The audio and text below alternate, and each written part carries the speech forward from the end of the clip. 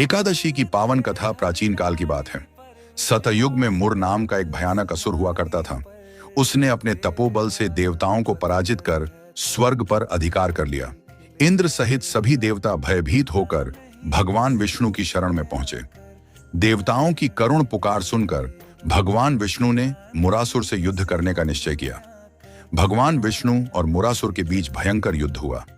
यह युद्ध कई दिनों तक चला, परंतु मुरासुर को पराजित करना अत्यंत कठिन था।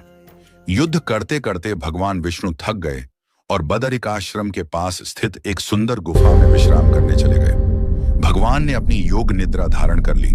उसी समय मुरासुर ने भगवान विष्णु को सोते हुए देख लिया और उन्हें मारने के लिए आगे बढ़ा। तभी भगवान विष्णु के शरीर से एक अद्भुत तेजस्वी कन्या प्रकट हुई। उसका रूप अत्यंत दिव्य था और उसके नेत्रों से अग्नि निकल रही थी। उस कन्या ने मुरासुर से युद्ध किया और कुछ ही क्षणों में उसका वध कर दिया। जब भगवान विष्णु जागे तो उन्होंने उस कन्या से पूछा, तुम कौन हो?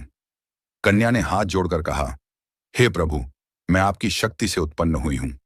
आपने संसार की रक्षा के लिए मेरा सृजन किया है। भगवान विष्णु उस कन्या से अत्यंत प्रसन्न हुए और बोले, तुम्हारा नाम एकादशी होगा। आज से जो भी मनुष्य श्रद्धा और भक्ति से एकादशी का व्रत करेगा, वह सभी पापों से मुक्त होगा और उसे मोक्ष की प्राप्ति होगी।